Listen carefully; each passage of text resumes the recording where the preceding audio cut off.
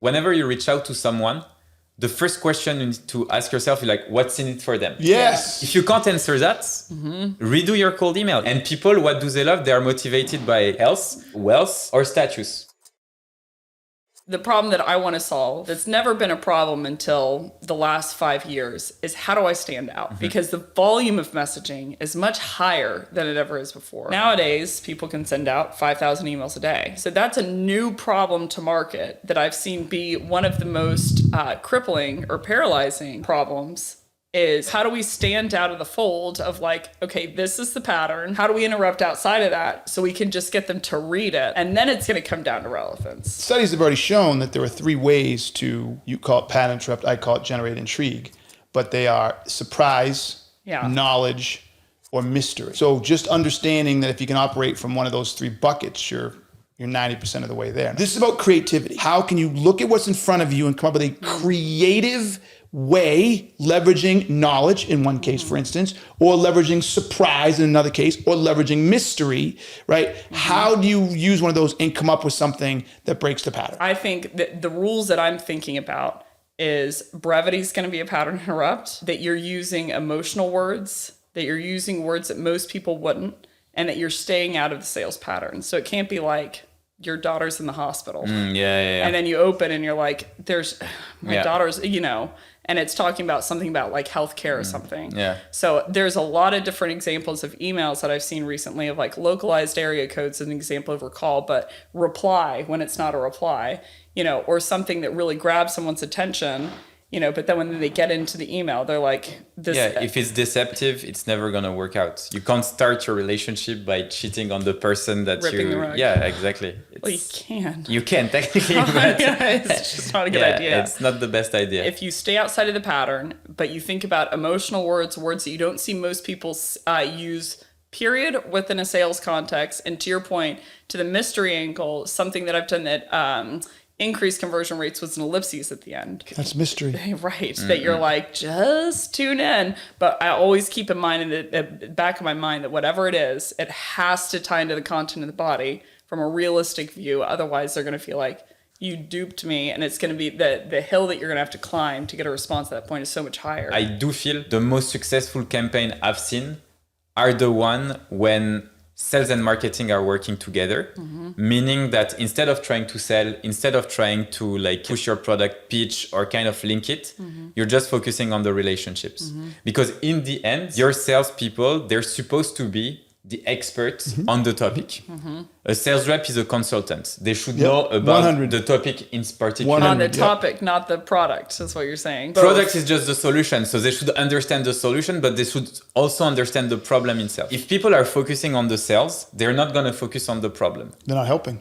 Exactly. But if you focus on the problem, you're focusing on the relationship. And then you're helping. Exactly. If you start like reaching out to people by telling them, you know what, like either like we're doing an article about XYZ, I know you're facing some challenges, would love to connect with you.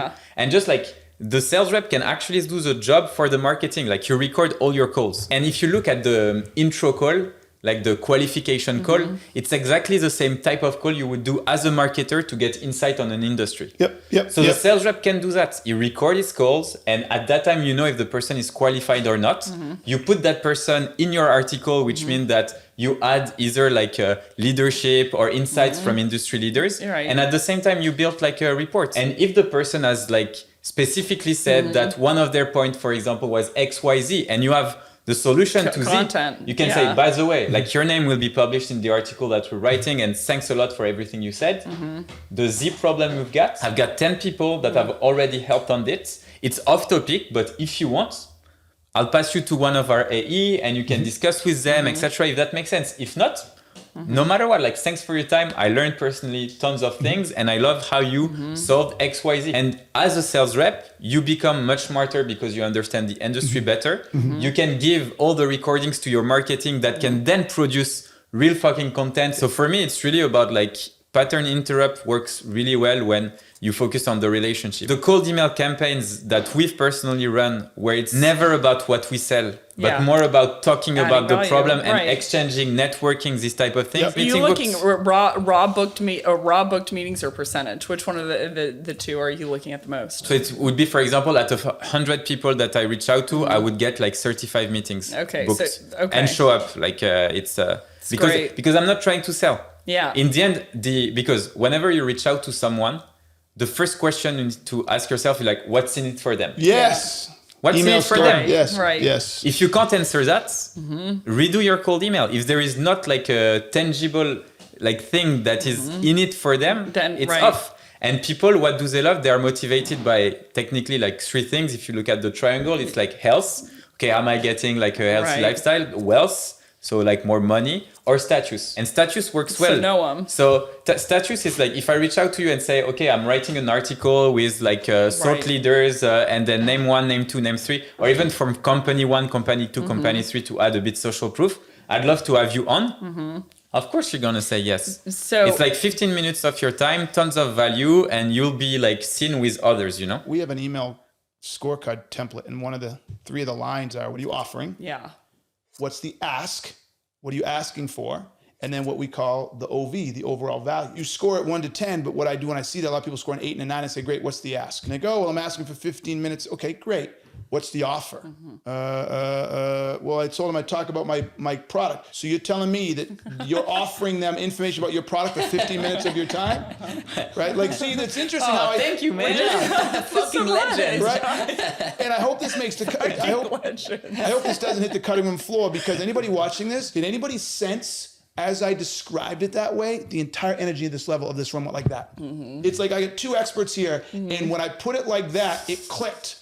And literally the 2 of you like, yeah, why would I do that? Now think about how salespeople write emails. They never for a second evaluate the offer to ask ratio, which again, as I told you, the very first call is about a sale. Everything is a sale. Have you run the value only campaigns? Where I've run campaigns where it's just like, hey, here's an article that you should read on X, Y, and Z. No need to respond. I go third party every single time, tease out a piece of value. And those are my highest booked meetings. Where no need to respond, here's a piece of value. To be honest, like we do that in our follow-up, and we try to add like these pieces of value, like to follow up, to build up like a bit of like trust. But my feeling with it is that because it's a cold email, if they don't know about you, it's difficult for someone that doesn't know you to kind of like, I'm going to spend time reading. And because you say you're doing third party, but when I read your email, the first thing I see is like someone that I don't know pushing me an article that I don't know about. I guess like for you, it can work because you are like on LinkedIn and people know Becc. Be careful. It wasn't me doing this. It was my reps doing this. Okay. It wasn't me. But it can work. Even though I am cool. But it wasn't me. I want to give you the head nod. Sorry, around the bathroom for it wasn't me. But it can work if your brand is strong also. Yeah. So if it's like, if people recognize either your name or the company brand, the source of trust is already there. Yeah.